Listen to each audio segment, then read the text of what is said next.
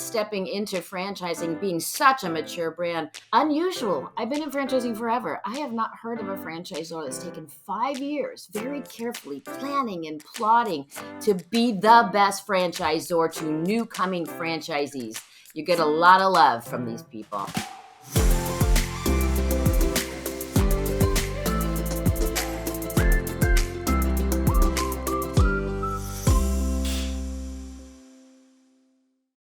Welcome back to Kim Daly TV. My special guest for us today, she's here with a new brand, but she's not a stranger to the studio of Kim Daly.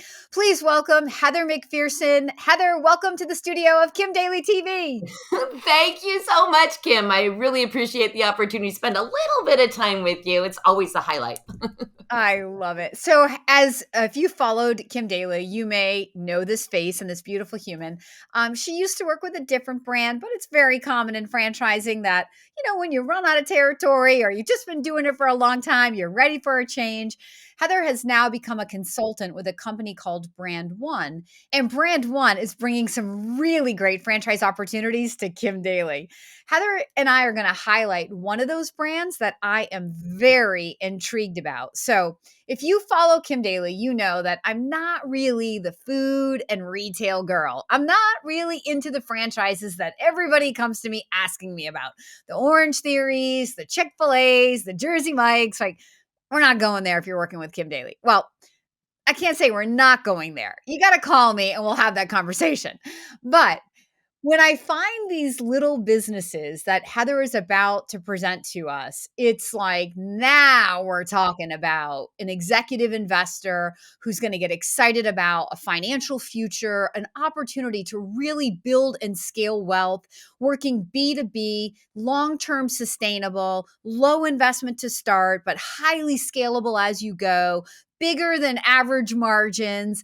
These are the characteristics that excite Kim Daly, and I think excite a lot of my listeners out there once you move past your own notion that franchising is only food and retail. So with that introduction, Heather, let's have some fun talking about the true value proposition of this 27-year-old brand that's a brand new franchise called 1-800-STRIPER. Oh, yeah, just what everybody wanted to hear. Yeah, So what the heck is 1-800-STRIPER? I have to say, we do have a lot of fun with that name. That's for sure. And it's striping parking lots, a lot more than that. But think about how many parking lots there are as you drive your neighborhood. It's an endless opportunity. We like to say there's riches in the niches. Riches in the niches. So guys, did you hear what she said? It's striping parking lots. Like, isn't it like, this is a little bit like mind blowing to you that you're like, I could own a franchise that stripes parking lots? Like, I probably never even thought about the lines in a parking lot. So let's back up and talk a little bit about who the customer is. How did 1-800-STRIPER get started?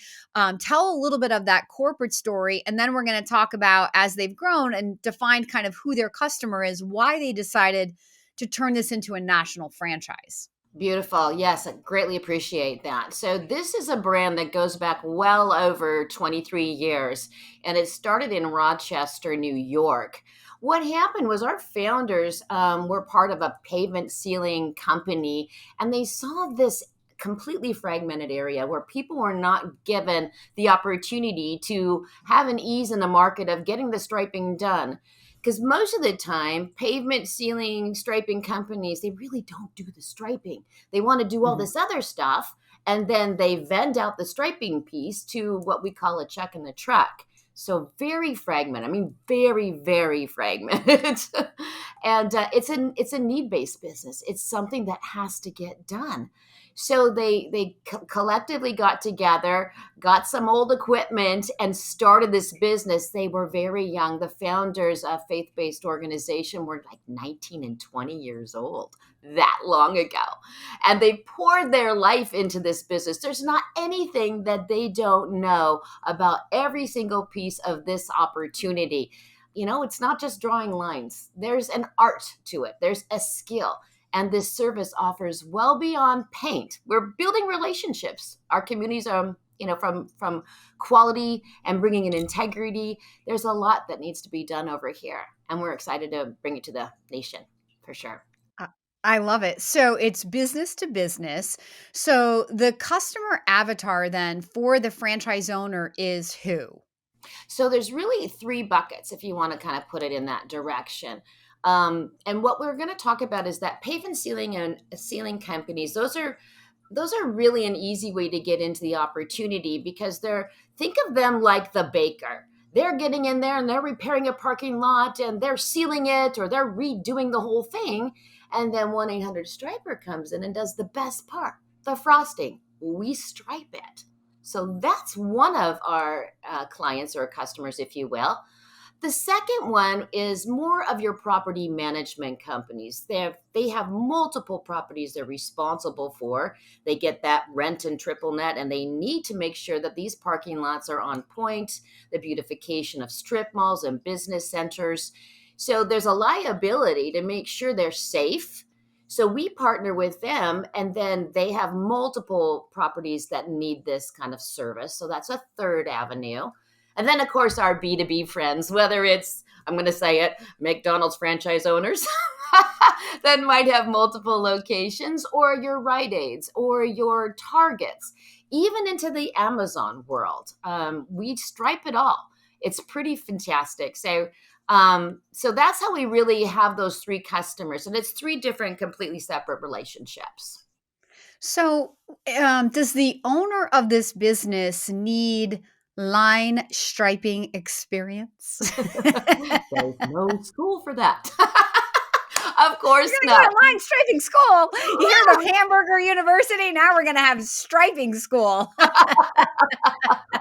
right, I love it. So you don't need experience, but so let's talk about the personality traits of your ideal candidate. I think I already know what they are, but why don't you tell us a little bit about who you're actually looking for and are they full-time or part-time? Well, that's a good thing. Our franchise business owners, they're buying into a proven model, proven systems and processes, right? So what we're looking for as far as owners go, we want to see a solid communicator, someone who's really good at networking and sales skills. We always want them to be an early adopter because even though the brand's been around forever, we're just stepping in. We just got a new franchise owner in Jacksonville, Florida. Very excited about that. And he's got this big vision. So he really sees the growth opportunity at what we say green space. There's a lot to be had. Ability to scale with this simple model. You're simply adding a truck. Really easy to do. Customer service focus. That's part of the riches and the niches, is really building on those relationships and be able to manage a team.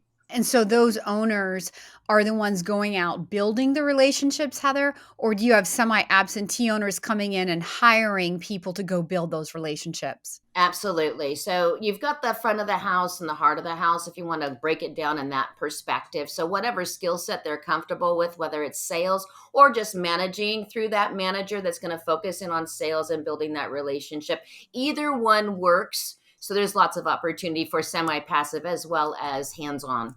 What I really see like as a kind of like a core customer or candidate for this opportunity, like a pharmaceutical sales rep or medical device sales rep, somebody that's used to building long-term sustainable relationships with sort of bread and butter businesses out there like doctors, right? And then flipping that to this is more of a blue collar trade, but again, these are long-term sustainable relationships, right? It's not like you're going to stripe the parking lot one time. I mean, the sun and the weather are going to wear that away, right? Like, so these are being done on some sort of regular basis, whether it's annual or whatever, but these are reoccurring relationships. Yeah, so the reoccurring revenue model is definitely a big stronghold here. It does need to be restriped, the reflective white paint every 12 to 18 months. And you mentioned on the medical side, I mean, we have hospitals. They have to be safe. We have to be able to make sure that the ER, where the ambulances are going, rules change. So they call us to expand and make it larger. Think school districts, think rehab centers, think daycare, senior care locations, park and rec, anything that needs to have paint. We can do logos. It's endless, absolutely endless. So going back to why this is like a business that is super intriguing to Kim Daly is, when you think about how she started the conversation about the ceiling companies, right? So then you're thinking about big, heavy equipment with a lot of liability, right? Probably people that have like CDL licenses that are, are responsible for driving heavy, heavy equipment. And there's a lot of liability to that. Well, when you think of like line striping, I mean, the piece of equipment, I mean, what is it? In my mind, it's sort of like is going to look like the guy that fertilizes my lawn. Like it's like a smaller piece of equipment without a lot of complicated factors to it, right? Where I'm not worried about all that liability as an owner. No, you're not, because again, it's a 16-foot box truck and there's no special licensing at all for the truck itself. Think like I go rent a U-Haul truck, same kind of thing. So no Okay. special licensing. You've got five machines. Four of them are painting machines, of stripers, and then you think of like a lawnmower. It's like that. It's super simple to push them. Right. But the fifth machine, that's a ride-on, and it's got all the bells and whistles. It's computerized and lasers, and the paint machines hook up to that to make it very simple. You could literally stripe all day long. If you think of the labor model, it is so clean and so simple. You really only need two people per truck because of the type of equipment we have. So you've got your lead guy and in charge of the job, and then you've got your assistant who's just basically moving stencils and refilling paint. But if you're talking about your labor, think about people that are out there and they're doing roofing and concrete work and their backs hurt and they want to find something that they can do that they can love, and it's easy on their body. So we really have retainability here with our labor force. It's pretty incredible. I really like it. I like that it's sustainable, it's reoccurring, it's B2B, it's a small team, low liability, lower investment than needing like big brick and mortar and a lot of, heavy equipment so you can scale as you grow, right? Yeah. Take on that equipment as you grow, and then that equipment will have some depreciation to it. So for those people that are looking for those depreciable assets, this type of business always sort of falls good into that category. But on the flip side, right, there's probably, I mean, is there any accounts receivable, or is it like, you pay, we stripe, you pay?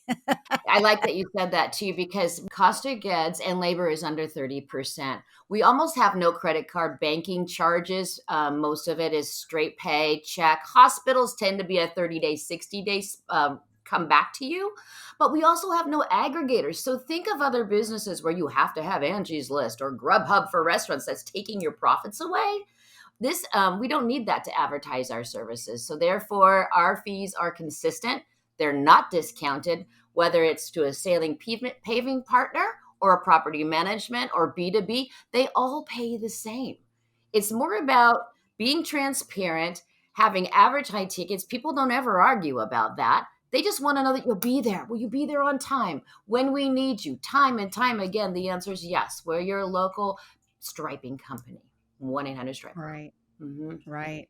Yeah. It's so simple, it's so clean, but again, it's just not a business that I think anybody would ever say, "Oh yeah, like I'm calling Kim Daly to go learn about line striping," but then you come to me and I'm like, "Hey, your dream business is line striping," interesting. But as you have an open mind and you get to learn the story, the kind of how this company got started and why they feel now is the time, after all the due diligence that they've done in building their systems and operating procedures, that now they're ready to help you, somebody coming into the industry, learn from them, be mentored by them, and build your own line striping business. So you mentioned green space, which means wide open territories. That's what Kim Daly hears, correct? Correct, 100%. Speaking of that, our territories are comprised of about 350,000 population for a single market.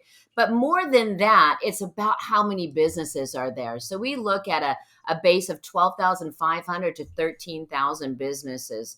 It's again, there's just that the average ticket is high compared to the marketplace. It's very exciting, and so much is out there. I mean, bring on the big business. We're here to help after all these years. One other thing I wanted to mention, Kim, is as it's stepping into franchising, being such a mature brand, Unusual. I've been in franchising forever. I have not heard of a franchisor that's taken 5 years, very carefully planning and plotting to be the best franchisor to new coming franchisees. You get a lot of love from these people. Yeah. This isn't going to be the right opportunity for everybody out there. I mean, Heather and I are working very closely right now at the time of this recording with a candidate. And I was just saying to him just yesterday, this opportunity is not right for everybody. And I'm not judging you. And I mean that I love the product itself, but in terms of the pioneering nature of the franchise, right? So there's not a lot of validation you can get from other franchise owners. So a year from now, the people that are saying yes will be those first validators, but you've got to have that more entrepreneurial spirit, that more pioneering spirit that's okay with a lot of uncertainty, but with a lot of support. Like what I've said to my candidate is, look, if you're not successful, they're not going to get to 25 or 50 or 100 franchise owners. So the people who come in early, those early adopters, kind of get more love and attention from the founders because they have more time and energy to give, but also because if you're not successful, their franchise isn't growing. But again, that's not the right investment strategy for everybody. But if you're listening to this and you do like being on the cutting edge and you like the idea of entering into kind of a simple business model, that might have wide open territories where you live, that you could get these business to business relationships started that will just repeat. You don't have a lot of labor. You don't have high liability here. And Heather can teach you more about, the unit economics and more about the founders and introduce you to them. But I think this could be a really intriguing model for that kind of a mindset to at least explore. What do you say, Heather? Yes, I love that. It's something that you just take that opportunity, go through process, gather enough information to make a well-informed decision for yourself, and then we all know on both sides. Exactly. Doesn't have to be a yes, but keeping an open mind and you might actually find an opportunity here that will, really just be like, I can't believe. And all your family and friends may not think that line striping is like sexy, but on the flip side, they're going to be like, how did you even hear about that business? And that's when you're going to say, oh, you got to go talk to Kim Daly. I'm just kidding. So, for those of you who this conversation has inspired, if you have that pioneering spirit and your interest is a little piqued and you want to learn more about this particular business, please follow the email on the screen right now or reach directly out to me at inquire@kimdaly.tv. That's inquire@kimdaly.tv. Heather McPherson, thank you for always being my very special friend and my very special guest. Oh, it's an honor to be your friend, and you are mine, my inspiration, Kim Daly. Thank you. Thank you so much. Until next time, my name is Kim Daly, and I want to be your daily coach.